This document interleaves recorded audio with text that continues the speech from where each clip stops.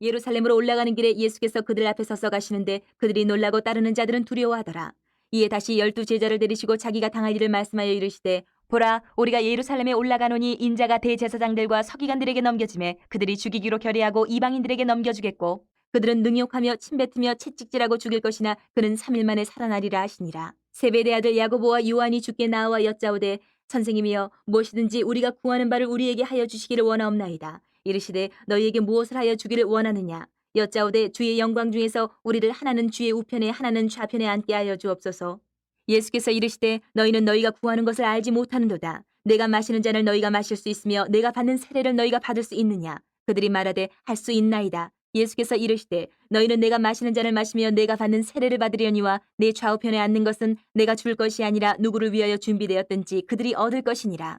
10 제자가 듣고 야고보와 요한에 대하여 화를 내거늘 예수께서 불러다가 이르시되 이방인의 집권자들이 그들을 임의로 주관하고 그 고관들이 그들에게 권세를 부리는 줄을 너희가 알거니와 너희 중에는 그렇지 않을지니 너희 중에 누구든지 크고자 하는 자는 너희를 섬기는 자가 되고 너희 중에 누구든지 으뜸이 되고자 하는 자는 모든 사람의 종이 되어야 하리라. 인자가 온 것은 섬김을 받으려 함이 아니라 도리어 섬기려 하고 자기 목숨을 많은 사람의 대속물로 주려 함이니라. 이 시간에 우리가 기도해 왔고 앞으로도 또 더 많은 선교사님들을 우리가 하나님께서 만나게 해주시기를 바라면서 기도해 왔는데 오늘이 이렇게 처음 우리와 연결이 된 선교사님을 모시고 우리가 함께 말씀 듣고 예배를 듣게 되었습니다. 강호춘 선교사님은 우리 재건 교단 출신이시고 남해가 출신이시고 그래서 서울에서 생활을 하셨고 교수 생활을 하셨고 오만과 이따가 말씀 중에 나오겠지만 중동 지역에서 선교를 하시다가 이제 안식년 들어오셔서 우리 교회가 마지막이에요. 29일 날 출국을 또 하십니다. 이제 선교지로 출국을 하시게 되는데 원래 광주의 다른 교회에 오늘 이렇게 사역이 잡혀 있다가 코로나가 번진다고 그 교회에서 온라인으로 한다고 갑자기 변경이 와서 그거보다는 얼굴을 대면하고 말씀 전하는 게 낫겠다 해서 우리 교회로 이렇게 다시 일정을 바꾸게 되셔서 감사하게 출국하시기 직전에 우리들과 함께 예배하고 말씀을 나눌 수 있게 되었습니다. 그래서 너무 하나님 인도하시면 감사를 드리고 오늘 제목이 섬김의 삶입니다.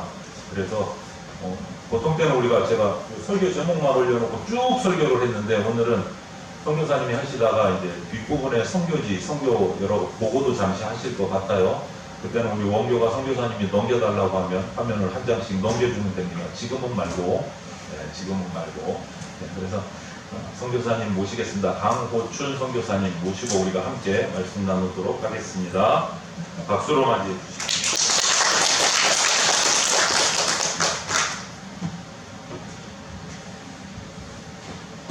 네, 잠시 기도하겠습니다.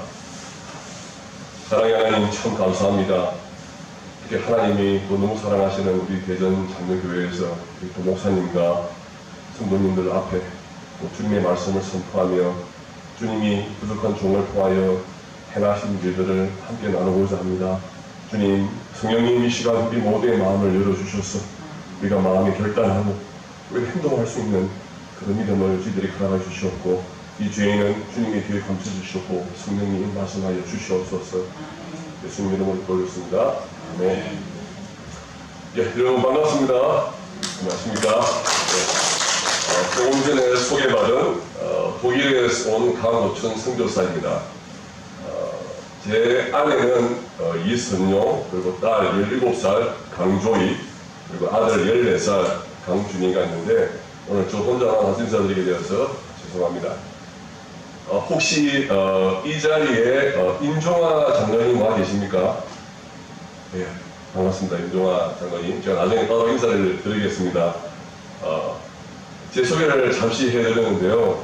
목사님께서 저는 멀리는 하얗지만 나이가 많지는 않습니다. 제가 1965년생입니다. 저는 경남 남해에서 태어나서 섬에서 태어난 섬 촌사람입니다. 남해에서 태어나서 남해 재건교회를 다니다가 10살 때 유학을 가서 부산으로 유학을 갔습니다. 그래서 부산 초량동에 있는 부산 재건교회에서 초중고를 마치고 그리고 서울에 또 유학을 왔습니다. 그리고 서울에 있는 과천 강남교회에서 교회를 다니다가 그래서 서울에서 한 12년 살다가 32살에 또 유학을 갔습니다. 그때는 미국으로 유학을 갔습니다. 그래서 자 미국의 국가주라고 산호세에 있는 국가주 재건교회에서 거기서 또 8년을 살았습니다. 그렇게 살다가 제가 40살에 늦게 결혼을 했어요. 그 당시에 41살인 중앙아시아 키르기스탄에 있는 싱글 선교사를 만나서 결혼을 하게 되었습니다. 저는 결혼을 통해서 선교사가 되었습니다. 오늘 이렇게 코로나로 아주 어려운 상황인데 또 이렇게 다 끝나가는 상황에 이렇게 얼굴을 마주하며 이렇게 같이 예배를 해서 참 반갑습니다. 이렇게 주님의 나라 확장을 위해서 또 기도해 주시고 또 구원해 주시고 함께 해 주시니 참 감사합니다. 오늘 말씀 본문의 제목은 승림의 삶입니다. 여러분 인생에서 가장 중요한 것이 무엇입니까? 제가 몇 개월 전에 독일에서 거의 죽을 뻔한 적이 있습니다. 선교를 하다가 순교를 하다가 죽을 뻔한 게 아니라 오렌지를 먹다가 오렌지 메달에 목에 걸려가지고 갑자기 숨을 못 쉬게 되었습니다. 호흡이 안 되고 땀이 펄펄 나고 눈알이 이렇게 돌아가는 것처럼 했는데 참 감사하게도 가슴을 쳤는데 오렌지 알이 튀어나와서 살았습니다. 그래서 야 이렇게 객사할 수도 있겠구나 라는 말이 들었습니다.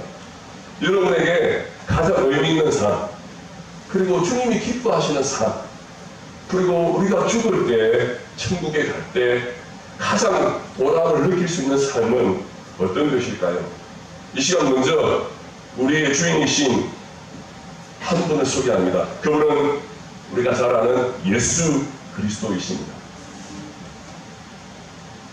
이 예수 그리스도께서는 지금 이 시간 여러분을 위해서 또 저를 위해서 그리고 이 열방의 모든 사람을 위해서 여러분을 사랑하고 계십니다. 여러분 이 사랑을 지금 이 시간 확인하시기를 간절히 기도합니다. 그리고 혹시 여러분 중에 아직도 우리 구원자이신 예수님이 여러분 마음에 오시지 않으시다면 이 시간 여러분 우리 예수님을 초청하기를 간구합니다. 오늘 본문에서 예수님은 제자들에게 예수님이 당하실 일들을 미리 말씀하십니다. 능욕을 당하고 침뱉음을 당하고 채찍에 맞으며 결국에는 비참한 십자가에 죽으시고 결국에는 3일 만에 부활하실 것을 말씀하십니다. 그러나 제자들은 이 진리의 말씀을 불쌍하게도 깨닫지 못하고 오히려 예수님을 이용해서 자신들이 영광받기를 원하는 아주 이기적인 모습을 보여줍니다. 오늘 말씀에 예수님께서 너희 중에 누구든지 크고자 하는 자는 너희를 섬기는 자가 되고 누구든지 어떤이 되고자 하는 자는 모든 사람의 종이 되어야 한다라고 말씀하십니다. 그리고 예수님께서 직접 제자들에게 그리고 우리들에게 본보기를 보여주십니다. 오늘 45절 말씀에 예수님이 이 땅에 오신 것은 섬김을 받으려 함이 아니라 도리어 섬기려 하고 자기 목숨을 많은 사람의 대속물로 주려 함이라고 하십니다. 마침내 예수님은 섬김의 삶으로 우리를 위해 죽기까지 섬기셨습니다. 오늘 말씀을 통해서 한 3가지 정도 섬김의 삶이 어떤 것인지 알아보고 이 말씀이 우리 마음에 잘 소화가 되어서 이 말씀을 행하는 우리 모두 되기를 성령의 이름으로 기도합니다. 첫째, 섬기는 자에게는 자격과 제한이 없습니다. 차별이 없습니다. 나이 제한이 없습니다. 어린아이부터 노인까지 다 섬길 수 있습니다. 학력의 제한, 경험의 제한이 없습니다. 오늘 이 자리에 오지는 않았지만 제 아들이 지금 14살인데 5살 무렵에 저 중동 오만에서 더운 나라에서 우리 이웃집에 있는 독일 선교사 자녀가 2살이었는데 그 아기를 함께 놀며 돌보아주며 섬기기를 시작을 했습니다. 그리고 제가 지금 살고 있는 독일에 최근에 거의 70에 가까운 미국 선교사님이 37년을 섬기다가 최근에 미국으로 돌아가게 됩니다. 이분은 37년 동안 어린이를 섬기고 그 중에 많은 시간을 선교사 자녀학교에서 청소부로 지냈습니다. 아무도 알아주지 않지만 유리창을 닦고 잔디를 닦고 그리고 화장실을 청소하는 그런 선교사로 37년을 섬기다가 이제 돌아가게 되었습니다. 이렇듯 우리가 섬김에는 아무런 제한이 없습니다. 여러분 이 시간 만약에 하나님이 너 이제 그만 섬겨, 그만 기도해, 끝났어. 그러면 우리가 어떻게 했습니까? 하지만 자유가 제한이 없습니다. 특히 연로하신 분들, 우리가 몸이 쇠약하고 우리가 재물이 없다 할지라도 우리에게는 기도할 수 있는 섬김의 특권이 있음을 우리가 꼭 아시기를 바랍니다. 둘째, 섬김의 삶에는 확실한 대상이 있습니다. 목표가 있습니다.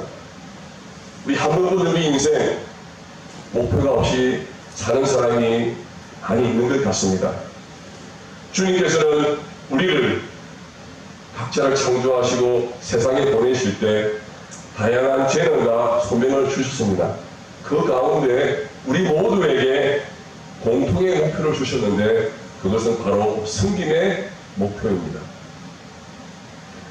예수님께서 먼저 제자들의 발을 먼저 씻기셨습니다. 여러분, 여러분의 아내, 여러분의 남편, 여러분의 아버지, 어머니, 아들, 딸, 그리고 여러분의 이웃들이 우리의 스님의 대상입니다. 목표입니다. 그리고 우리 주님이 몸처럼 사랑하는 우리의 교회 공동체, 우리 모든 성도 한 사람 한 사람이 우리 스님의 대상입니다. 그리고 저 멀리 열방의 불신자들이 우리 스님의 대상인 것입니다. 제가 임종아 장로님을 말씀드렸는데 임종아 장로님은 저를 잘 기억 못하실 거예요. 하지만 지금부터 약 45년 전에 경남 남해 여름 성경학교가 있었는데 그때 임종아 선생님이 그때 오셔가지고 제가 같은 어린이를 가르치셨어요. 지금도 기억나는 노래가 있는데 맴맴맴맴맴이 소리가 즐겁게 퍼질 때 잠 못 자고 기다리는 것 성경학교 열렸네. 그 노래가 오늘 막 생각이 났습니다. 그 당시에 우리 임종아 선생님의 그 섬김이 이렇게 제가 부족하지만 지금은 저도 그 승님을 본받아서 이렇게 선교사가 된 것 같습니다. 바울이 말한 것처럼 우리 사도 바울이 나는 심었고 바울로는 물을 주었지만 자라게 하는 것은 하나님이라고 했습니다. 지금부터 약 100여 년 전에 한국에 많은 선교사들이 들어왔습니다. 그 중에 많은 사람들이 우리 한국 땅에서 순교를 하셨는데 그 중에 24살 된 여자 처녀 순교사가 있었습니다.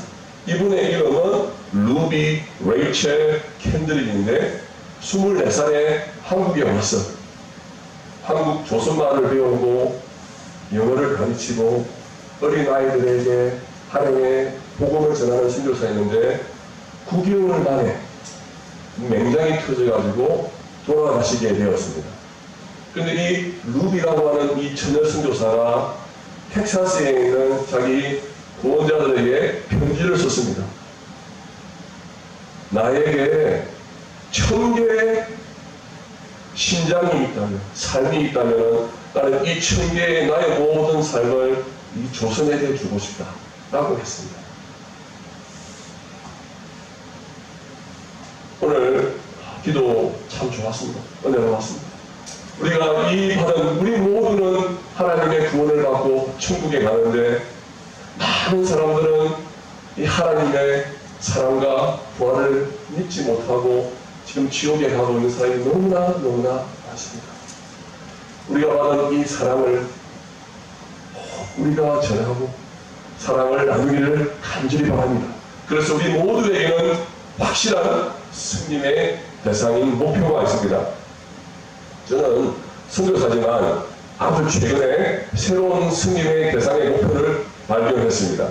그 사람들은 다름이 아닌 제 17살 된 사춘기 중인 제 딸과 14살 사춘기에 진행 중인 제 아들과 그리고 갱년기에 진행 중인 제 아내를 발견하게 되었습니다. 정말 보통 선교지에 있는 선교 대상은 못지않게 힘든 선교 목표입니다. 그래서 우리 모두 다 확실한 목표를 가지고 잘 승리는 우리 모두 되기를 간절히 구합니다.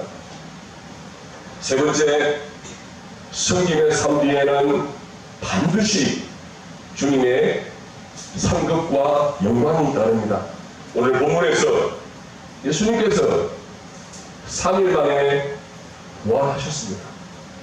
예수님이 죽기까지 섬기셨기 때문에 우리 모두에게 소망이자 너무나 귀한 선물, 영원한 생명, 부활을 우리가 모두 다 가지게 되었습니다. 하지만 섬김에는 어려움이 따릅니다. 육신의 수고, 재물의 헌신, 마음의 고단함이 따릅니다. 하지만 그 섬김의 여정과 그 섬김 이후에는 주님이 주시는 비교할 수 없는 상급과 영광이 있음을 믿습니다, 여러분. 저희들 후원자 중에 저보다 1년 늦게 결혼한 사람이 있는데 이분이 아주 늦게 40대 중반에 첫 딸을 얻었습니다. 그러고 있다가 제가 45살에 둘째를 저희가 입양을 했습니다. 제가 입양을 하고 저희들이 100일 된 아들을 데리고 중동 오만에 갔는데 오만에 가기 전날 저희 집에 그 후원자가 찾아왔습니다. 그래서 저를 보고 강호춘 선교사 참 마음이 짠하다. 아니 중동 오만에 가는데 4살 된 딸이 있는데 그 중동 오만에 또 100일 된 애를 데리고 입양을 간다니까 참 마음이 힘들었나 봅니다. 그래서 저에게 참 이렇게 마음이 짠하면서 기도해 주었습니다. 그랬더니 그분이 저희들이 오만에 가자마자 그분도 둘째를 입양을 했습니다. 또 얼마 지나지 않아 셋째 아들까지 입양을 했습니다. 그런데 이분은 생활이 넉넉치가 않습니다. 자, 서울의 낙성대 산 밑에 사는데 늙으신 어머님을 모시고 좁은 집에서 이렇게 6식구가 살고 있습니다. 근데 최근에 한국에 왔더니 이분 가족이 대통령의 초청을 받아서 많은 선물을 받고 왔습니다. 그래서 제가 그 아들에게 물었습니다. 둘째 아들이 여명인데 여명아 대통령을 만나니까 어땠어? 그랬더니 그 아들 말이 와 제가 대통령을 만났더니 꿈만 같았어요. 너무너무 좋았습니다. 이렇게 말했습니다. 또 지금은 돌아가신 제 어머니가 계신데 제 어머니는 삼천포 출신인데 결혼을 일찍 하셨는데 딸을 두고 근데 남편이 죽고 말았습니다. 그리고 그 딸마저 죽고 말았습니다. 저희 어머니가 과부가 되셔가지고 전라도 여수에서 재건 성경학교 공부를 좀 했습니다. 그래서 저희 어머니는 20대 때 처녀가 아니고 과부 전도사를 전라도 여수 재건교회에서 했었습니다.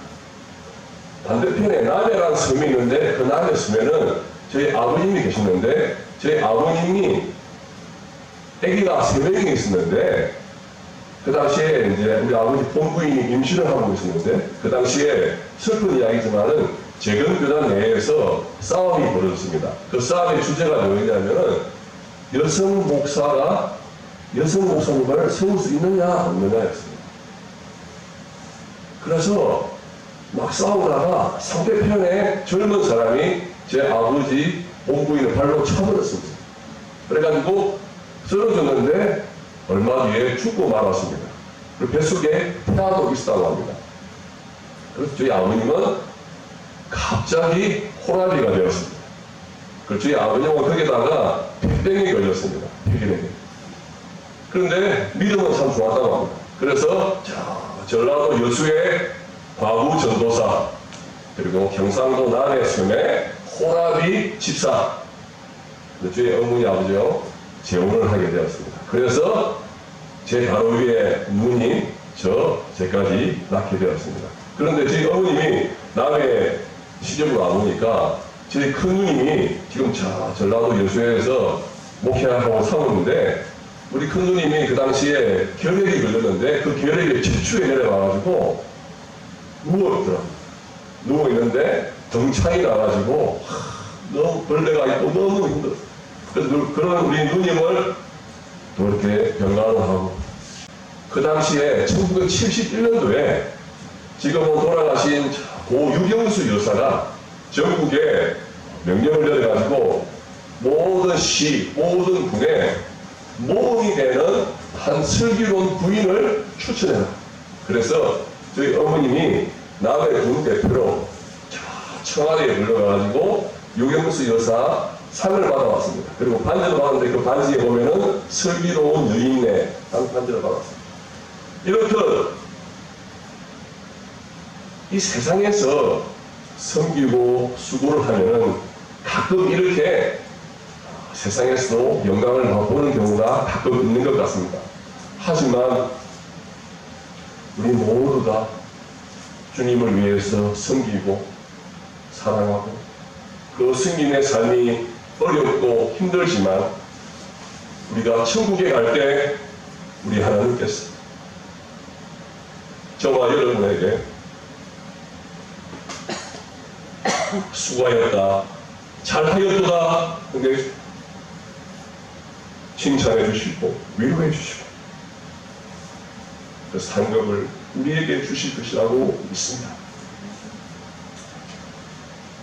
오늘 말씀 본문의 결론입니다. 한 번만 주어지는 우리 인생 가운데 가장 의미 있고 가장 보람되며 후회가 없는 삶은 우리 예수님처럼 살아가는 것입니다. 죽기까지 섬기신 예수님을 우리가 매일매일 묵상하며 성령님과 동행하며 하루하루 내 가족을, 내 교회 성도님들을, 내 이웃을 그리고 저 열방의 불신자를 위해 우리가 섬기는 이 축복과 이 특권과 이 기쁨을 꼭 누리시는 우리 대전 장로교회 성도님 되기를 간절히 기도드립니다. 이 시간은 저희 사역에 대해서 잠시 나누고 함께 기도해 주시면 감사하겠습니다. 보여주시겠습니까? 예, 제가 저희들이 이제 사역지가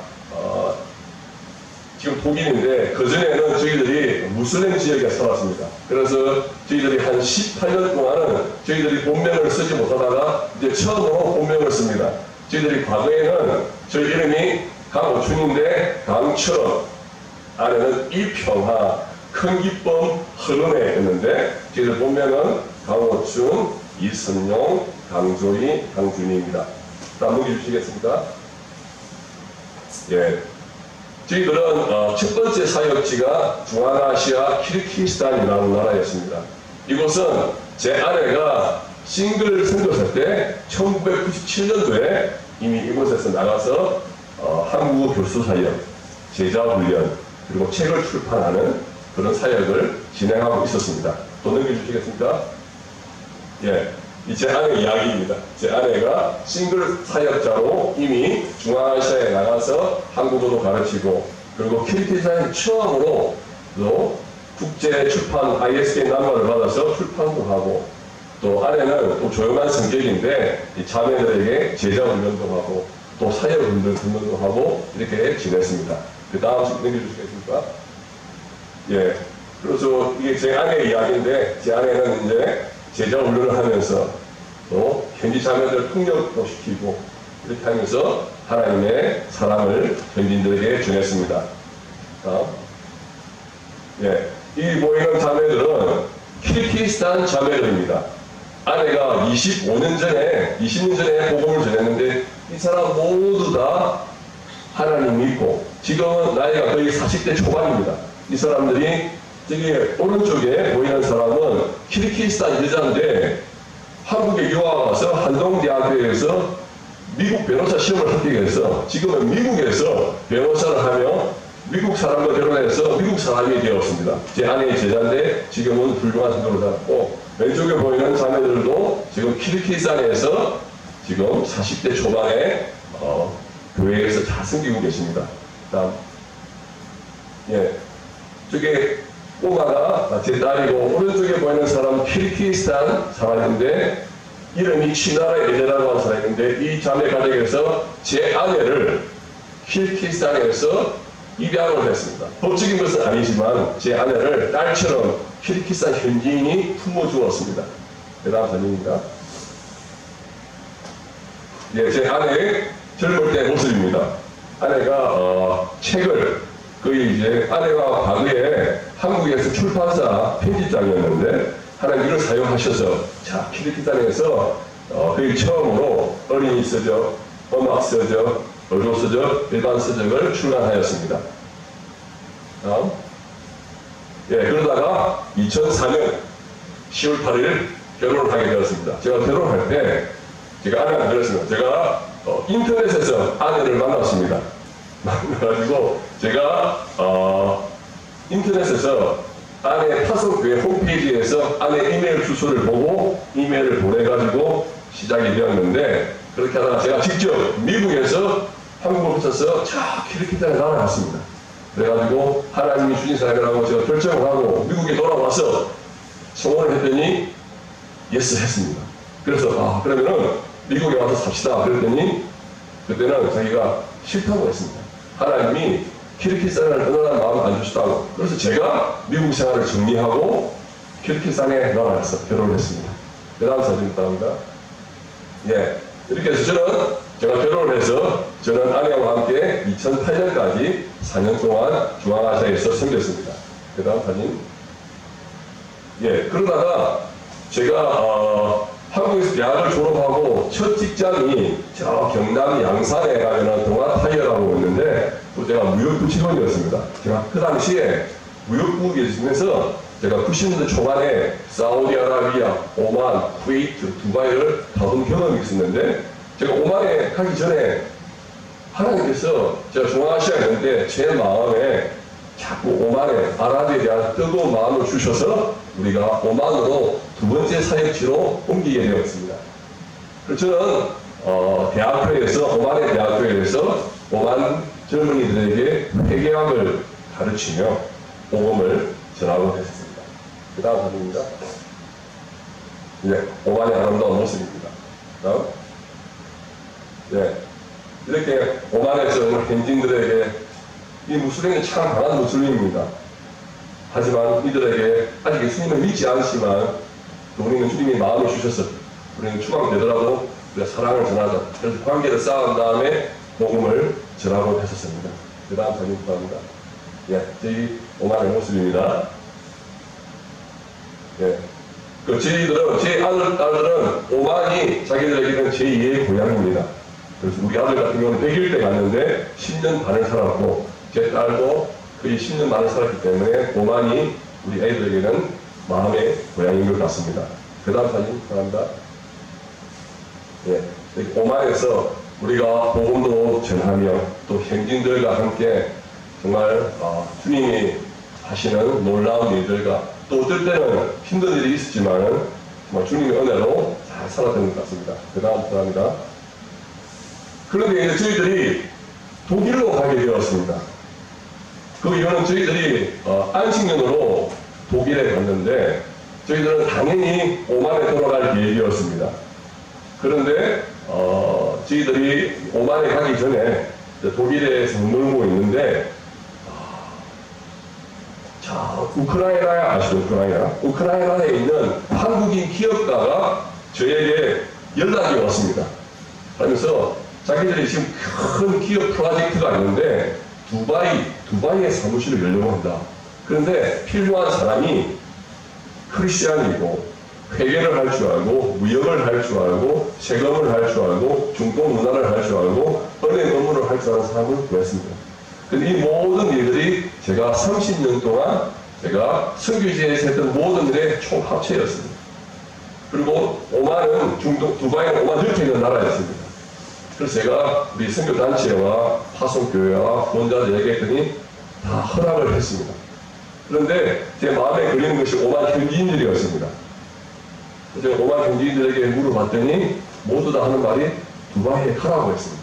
오만과 두바이는 이웃 나라니까 언제든지 올 수 있다고 했습니다. 그래서 저희들은 두바이 가는 걸로 생각을 했었습니다. 그 마음에도 주님께서 새 노래로 주를 찬양하라. 그래서 두바이에서 새롭게 사역을 시작한다고 생각을 했었습니다. 그런데 몇 개월이 흐르다가 올해 2월 말에 러시아가 우크라이나를 침공을 했습니다. 그 무렵에 연락이 왔습니다. 하면서 두바이 사무소가 계획이 취소가 되었습니다. 대신에 방글라데시나 싱가포르에 사무실을 열려고 하는데 갈 수 있겠습니까? 물어봤습니다. 그런데 제 마음이 열리지 않아 결국은 저희들이 포기를 하게 되었습니다. 그래서 다시 저희들이 3월 달부터 올해 3월 달부터 다시 오만에 돌아가려고 문을 두드려 놓았습니다. 그래서 잘 되지 않았습니다. 저는 대학교에서 교수를 했는데 백야를 가르쳤는데 저는 박사 학위는 없습니다. 그런데 그러다 보니까 많은 어려움이 있었습니다. 그래도 직접 가서 보자. 제가 제 딸과 함께 3월 달에 오만에 정탐을 직접 가보았습니다. 가서 문을 두드리고 그럼 대학교가 안 되면 고등학교에서 상업선생도 따라가야 되겠다. 근데 문이 열리지 않았습니다.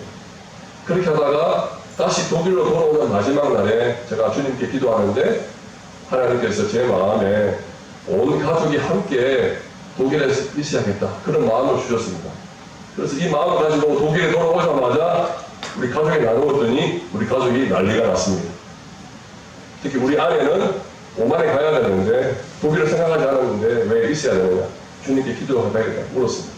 그리고 우리 딸이 제일 힘들어했습니다. 우리 딸이 지금 사춘기 중인데 자기는 계획은 엄마 아빠는 오만에 돌아가고 자기는 독일에 남아서 기숙사 학교에서 언니들과 친구들과 자유롭게 재미있게 오늘 다 계획을 짜놨다고 합니다. 그런데 아빠가 자기 인생의 계획을 망쳤다면서 막 울었습니다. 그리고 우리 막내 아들은 참 좋아했습니다. 그래서 기도하는 가운데 아내와 저에게 주님께서 주님이 말씀하시는 새 노래는 두바이가 아니고 어쩌면 이 독일일지도 모르겠다 기도했습니다. 그리고 무려 저희들은 아내는 저와 딸은 오만에 가 있는 그 일주일 동안에 독일에 남아있던 제 아내와 아들이 길을 걷다가 제 아들이 지갑을 잃어버렸습니다.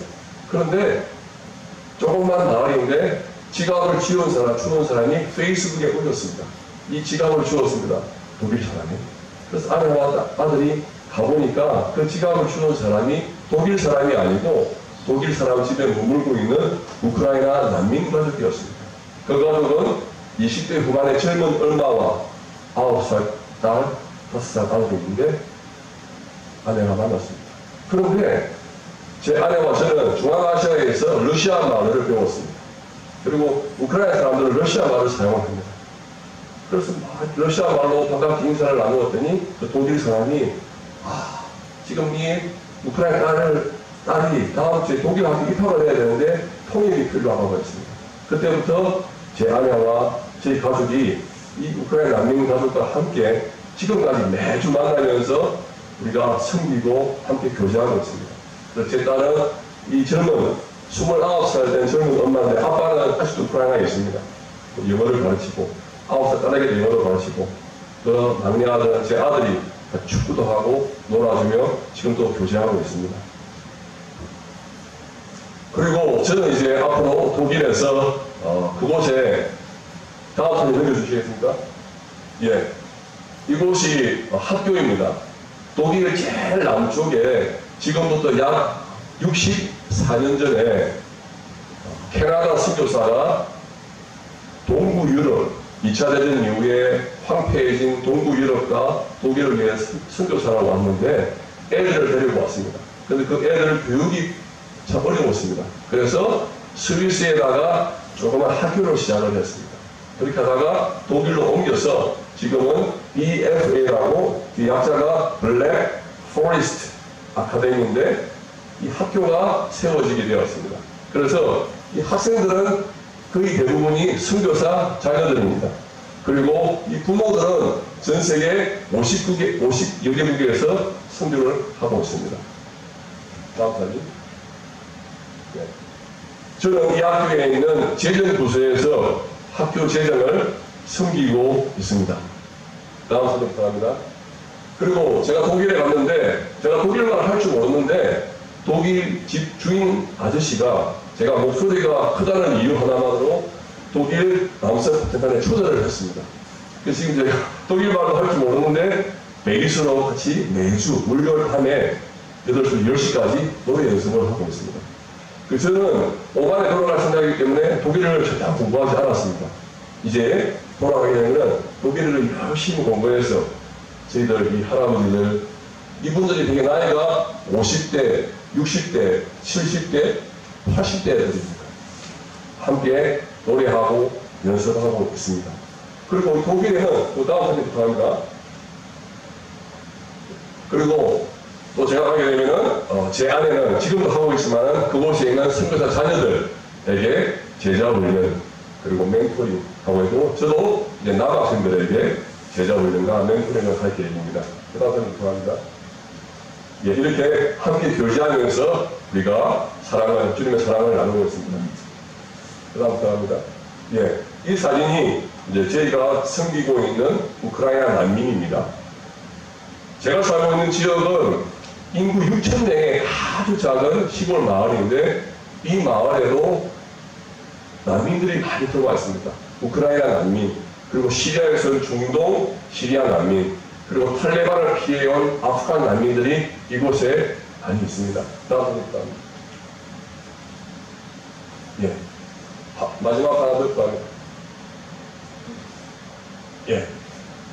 이 사진이 어떤 사진이냐면요. 이 사진이 제2차 세계대전 전에 독일인들이 아주 자각하게 했던 유태인 수용소의 사진입니다. 왼쪽에 보이는 것은 칸막이가 없는 화장실입니다. 그리고 오른쪽에 보이는 것은 시체들의 모습인 것 같아요. 저희들이 유태인 수용소를 가봤는데 너무나 끔찍했습니다. 사람을 죽이고 고문하고 생체 실험까지 하는 일제시대 때 일본 사람 못지않게 나쁜 짓을 많이 했습니다. 그래서 놀랍게도 그 당시에 유태인 수용소가 독일 전역에 44,000개가 있다. 모든 나라에. 그래서 지금 독일인들이 그걸 조금이나 참여하는 의미에서 지금은 반대로 독일 전 시골마다 난민 수용소가 있습니다. 해주시겠습니다. 예, 이제 마지막 결론입니다. 저희들은 이제 독일에서 새로운 사역을 시작하게 되었습니다. 독일은 기독교의 역사가 많이 있지만 지금은 성령의 역사가 없는 곳이라고 합니다. 독일의 많은 사람들이 맹목적으로 나는 크리스찬이라고 써내고 있지만 선교하시는 외국인 사역자의 말씀을 들으면 독일 사람들의 약 3% 정도만이 예수님을 나의 구세주로 모신다고 하는 아주 좀 불쌍한 그런 현상입니다. 그래서 저희들은 이제 독일에서 새로운 사역을 시작하게 되었습니다. 선교사 자녀학교에서의 재정부 사역, 그리고 자녀들에게 제자 훈련, 그리고 독일들에게 복음을 전하는 사역, 그리고 난민 사역, 이 모든 일에 여러분께서 함께 기도해 주시면 감사하겠습니다. 제가 최근에 한국에 와서 크게 도전받은 게 있습니다. 혹시 여러분 중에 나이가 제일 연로하신 분이 지금 몇 살이십니까? 죄송하지만 물어봐도 되겠습니까? 83이요. 예? 83. 예, 감사합니다. 제가 어느 교회에서 제가 설교를 들었는데 한국에 와서 여호수아 갈렙 아시죠? 여호수아 갈렙이 말합니다. 이 산지를 내게 주옵소서. 아주 담대하게 갈렙이 외칩니다. 그때 갈렙의 나이가 85세입니다. 우리 모두 다. 저는 제가 거꾸로 하니까 한국 나이가 58세입니다. 그래서 저는 제가 독일에 간다고 하니까 많은 분들이 염려를 했습니다. 중앙아시아에서 러시아말을 배웠고 오만에서 아랍어를 배웠는데 이제 독일에서 독일말을 배워야 되는데 저희 나이가 좀 들어간다고 합니다. 사실 미국 선교사님들은 젊을 때 일찍 헌신을 합니다. 20대 중반에 선교사가 되어서 한 60년 되면 은퇴를 준비합니다. 저희들은 그들이 은퇴를 준비하는 무렵에 이제 독일에서 새롭게 독일말을 배우며 독일 문화를 배우며 선교를 하고 삽니다. 그래서 제 마음에 기대감과 두려움이 있었는데 제가 하나님께서 갈렙 이야기를 하시며 85세 때 이 선지를 내게 주셨어요. 여러분 85세 미만들은 다 젊은 사람들입니다. 힘을 가지시고 오늘 본문의 말씀처럼 이 섬길 수 있는 기도로서 섬기고 제물로 섬기고 또 손길로 섬길 수 있는 이 특권을 꼭 누리시고 행하는 우리 모든 성도님 되기를 간절히 기도합니다. 제가 마지막으로 기도하겠습니다. 사랑의 하나님 참 감사합니다. 우리 예수님께서 우리를 위해 죽기까지 섬기셨기 때문에 그 열매로 우리 모두 다 영원한 생명 부활을 얻었습니다. 이제 저와 우리 모든 우리 성도님들 주님 이 섬김의 특권을 우리가 누리기를 원합니다. 주여 섬길 때 힘들고 어렵고 주여 짜증이 나고 힘들지만 성령님 소망을 주시고 기쁨을 주셔서 이 성령의 기쁨을 특권을 누리는 모든 우리 성도님 되어서 우리가 주님 앞에서 자유도가 충성된 자와 칭찬받는 우리 모든 성도 되기를 주님의 이름으로 간절히 기도합니다. 아멘.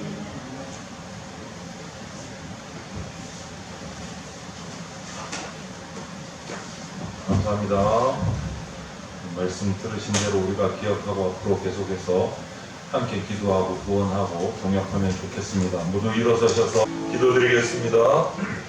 주 예수 그리스도의 피 묻은 십자가 은혜와 독생자를 보내주신 하나님 아버지의 그 크신 사랑과 지금 이 순간에도 역사하고 계시는 성령님의 보호 인도하심이 지금 내 세상의 삶이 어렵고 부족하고 내가 약해 보일지라도 오늘 이 시간 주의 종을 통해 주신 말씀에 순종하여서 이제로부터 예수님처럼 섬김의 삶을 살아가기를 결단하는 대전 장로교회 성도들과 모든 주의 백성들 머리 위에 영원토록 함께 있을지어다. 아멘.